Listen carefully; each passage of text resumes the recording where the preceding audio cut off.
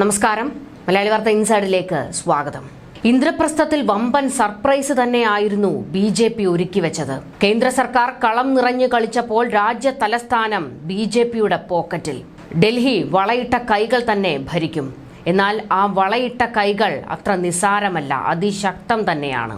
ഡൽഹിക്കാരുടെ മനസ്സറിഞ്ഞുള്ള നീക്കമാണ് കേന്ദ്ര സർക്കാർ നടത്തിയിരിക്കുന്നത്. പ്രത്യേകിച്ച് സ്ത്രീകളെ ഒരു ഞൊടിയിൽ BJPയുടെ വശത്താക്കാൻ കേന്ദ്ര സർക്കാരിന് ഈ ഒരു നീക്കത്തിലൂടെ കഴിഞ്ഞു. രേഖാ ഗുപ്ത നിസ്സാരമാണ് എന്ന് AAP കരുതണ്ട. ശക്തമായ BJPയുടെ നേതാവ് തന്നെയാണ് രേഖാ ഗുപ്ത. ഈ പെൺപുലിയെ തന്നെ ഡൽഹിയിൽ ഇറക്കിയത് ചില നീക്കങ്ങൾ മനസ്സിൽ കണ്ടുകൊണ്ട് തന്നെയാണ്.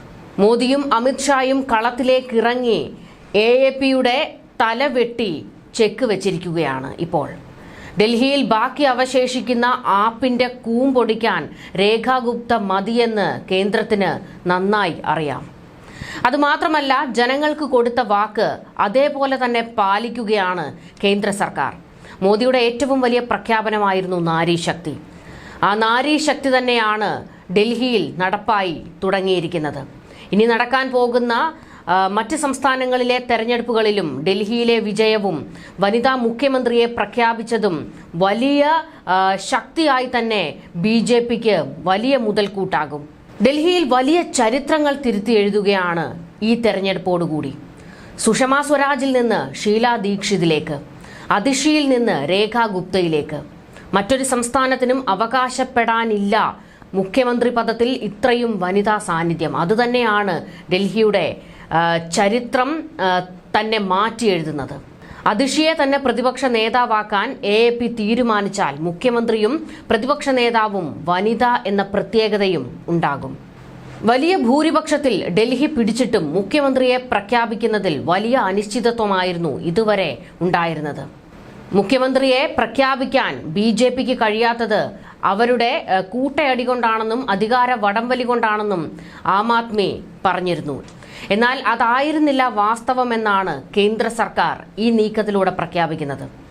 27 വർഷങ്ങൾക്ക് ശേഷമാണ് ഡൽഹി BJPയുടെ കൈകളിലെത്തുന്നത്. അപ്പോൾ ഒരു ചെറിയ ബോംബ് പൊട്ടിച്ചാൽ പോരല്ലോ, ഒന്നാം തരം ബോംബ് തന്നെ പൊട്ടിക്കണം. അതുകൊണ്ട് ഒരു വൻ സർപ്രൈസും സസ്പെൻസും ഒക്കെയായിരുന്നു.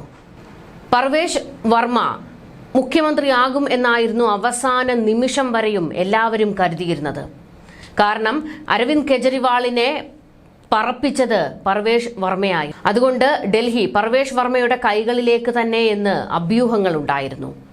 അതിനെയെല്ലാം തകിടം മറിച്ചുകൊണ്ട് വമ്പൻ ട്വിസ്റ്റാണ് BJP പൊട്ടിച്ചത്. രേഖാ ഗുപ്തയിലേക്ക് അധികാര കസേര എത്തുമ്പോൾ അത് AAPയുടെയും കണ്ണ് തള്ളിക്കുന്നതാണ്. ഒരു വനിതാ മുഖ്യമന്ത്രിയെ തന്നെ പ്രഖ്യാപിച്ചുകൊണ്ട് രാജ്യ തലസ്ഥാനത്ത് വമ്പൻ ചരിത്രം BJP തന്നെ കുറിച്ചിരിക്കുന്നു. തുടക്കം മുതൽ തന്നെ മുഖ്യമന്ത്രിമാരുടെ പേരുകൾ ഉയർന്നപ്പോൾ പർവേഷ് വർമ്മയും രേഖാ ഗുപ്തയും തന്നെയായിരുന്നു ഉണ്ടായിരുന്നത്. ജാട്ട് വിഭാഗക്കാരൻ എന്നതിനേക്കാൾ അരവിന്ദ് കെജ്രിവാളിനെ തോൽപ്പിച്ചു എന്നതായിരുന്നു പർവേഷിന് പരിഗണിക്കപ്പെട്ട യോഗ്യത. സ്ഥാനമൊഴിയുന്നത് വനിതാ മുഖ്യമന്ത്രിയാണെന്നതും AAPയുടെ മറ്റു പ്രധാനികൾ തോറ്റതിനാൽ അതിഷി പ്രതിപക്ഷ നേതാവാകാനുള്ള സാധ്യതയും രേഖയുടെ പേരിനൊപ്പം പരിഗണിക്കപ്പെട്ടു. മുൻ മുഖ്യമന്ത്രി സാഹിബ് സിംഗ് വർമ്മയുടെ മകനായ പർവേഷിന് മന്ത്രിമാരായ അമിത്ഷാ, രാജ്നാഥ് സിംഗ് എന്നിവരുമായുള്ള അടുപ്പം പാർട്ടിക്കാർ എടുത്തു പറഞ്ഞു. മാധ്യമങ്ങൾ പർവേഷിന്റെ പേര് ഏതാണ്ട് ഉറപ്പിക്കുകയും ചെയ്തിരുന്നു. ബനിയ സ്ത്രീ വോട്ട് ഘടകം ABVPയിൽ തുടങ്ങുന്ന സജീവ പ്രവർത്തന ചരിത്രമുള്ള രേഖയ്ക്ക് RSSന്റെ പിന്തുണയുണ്ടെന്ന് വ്യക്തമായിരുന്നു. സംഘപരിവാർ രേഖയുടെ പേര് മാത്രമേ നിർദ്ദേശിച്ചുള്ളൂ എന്നാണ് സൂചനകൾ. ഏറെയും വ്യാപാര മേഖലയിലുള്ള ബനിയ വിഭാഗത്തിൽ നിന്നാണ് രേഖ. ഡൽഹിയിൽ ഈ വിഭാഗം ഏതാണ്ട് 7% മാത്രമേ ഉള്ളൂ എങ്കിലും BJPയിൽ നിന്ന് AAPയിലേക്ക് ഈ വിഭാഗം പിന്തുണ മാറ്റിയെന്ന വിലയിരുത്തൽ നേരത്തെ ഉണ്ടായിരുന്നു. ഉത്തരേന്ത്യയിൽ സ്ത്രീകളുടെ വോട്ട് കൂടുതലായി BJPക്ക് ലഭിക്കുന്നുവെന്ന് കണക്കുകളുണ്ട്. ഈ വർഷം തന്നെ തെരഞ്ഞെടുപ്പുള്ള ബീഹാറിൽ 2020 നിയമസഭയിലേക്ക് BJP ജയിച്ചതേറെയും പുരുഷന്മാരെക്കാൾ സ്ത്രീകൾ വോട്ട് ചെയ്ത മണ്ഡലങ്ങളിലാണ്. എന്നാൽ 14 സംസ്ഥാനങ്ങളിൽ മുഖ്യമന്ത്രിമാരുള്ളപ്പോഴും അതിൽ ഒന്നുപോലും വനിതയല്ലെന്നത് പോരായ്മ തന്നെയായി പാർട്ടി വിലയിരുത്തിയിരുന്നു. ആ കുറവ് പേരിനെങ്കിലും ഇപ്പോൾ പരിഹരിച്ചിരിക്കുകയാണ്. സംസ്ഥാനങ്ങളിൽ ഉൾപ്പെടെ സംഘടനയിൽ കൂടുതൽ വനിതാ പ്രാതിനിധ്യത്തിന് ശ്രമമുണ്ട്.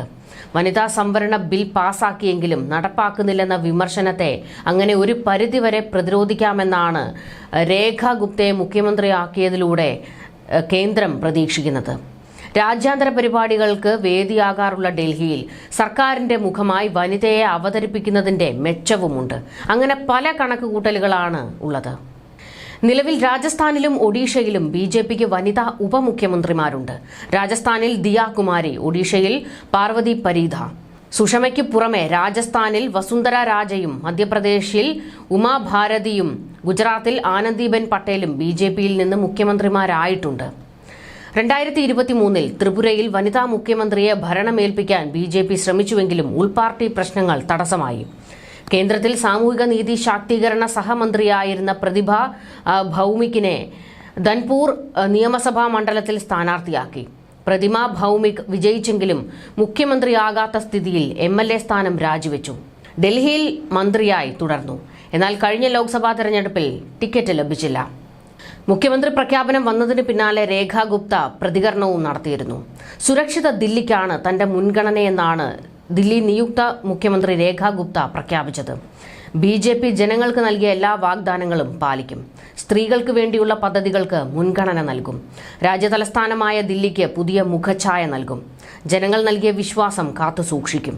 ജനങ്ങളുടെ പിന്തുണ ഇനിയും തുടരണം.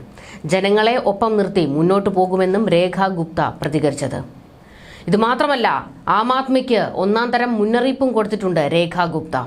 ഏതെല്ലാം അഴിമതികൾ ആം ആദ്മിക്ക് നേരെ ഉയർന്നിട്ടുണ്ടോ അതിനെല്ലാം മറുപടി പറയിക്കുമെന്നും ₹1 പോയിട്ടുണ്ടെങ്കിൽ അതിന് മറുപടി പറഞ്ഞേ മതിയാകൂ എന്നും ആം ആദ്മിക്ക് രേഖ ഗുപ്ത മുന്നറിയിപ്പും കൊടുത്തിട്ടുണ്ട്.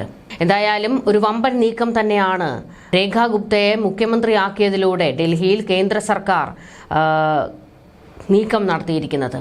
വരാനിരിക്കുന്ന തെരഞ്ഞെടുപ്പുകളിൽ ഇത് വലിയ തോതിൽ BJPയെ സഹായിക്കുന്ന ഘടകം തന്നെയാണ്. ABVPയുടെ തീപ്പൊരി നേതാവ് തന്നെയായിരുന്നു രേഖ ഗുപ്ത. ഹരിയാനയിൽ ജനിച്ച രേഖ ഗുപ്ത 2007 ആദ്യമായി ദില്ലി മുനിസിപ്പൽ തെരഞ്ഞെടുപ്പിൽ വിജയിച്ച് കൗൺസിലറായി. 2012 22 ജയം ആവർത്തിച്ചു. BJPയിലും മഹിളാ മോർച്ചയിലും വിവിധ പദവികൾ വഹിച്ചു. രേഖ ഗുപ്ത സാക്ഷാൽ അരവിന്ദ് കെജ്രിവാളിനെ പരാജയപ്പെടുത്തിയ പർവേഷ് വർമ്മയെ പോലും മാറ്റി നിർത്തിയാണ് രേഖയെ ദില്ലിയുടെ മുഖ്യമന്ത്രിയായി BJP പ്രഖ്യാപിച്ചത്. അത് ചെറിയ നീക്കങ്ങൾക്കൊന്നും വേണ്ടിയല്ല എന്നുള്ളത് ഏതാണ്ട് ഉറപ്പായി കഴിഞ്ഞിരിക്കുന്നു. ന്യൂസ് ഡെസ്ക് മലയാളി വാർത്ത ഇൻസൈഡ്.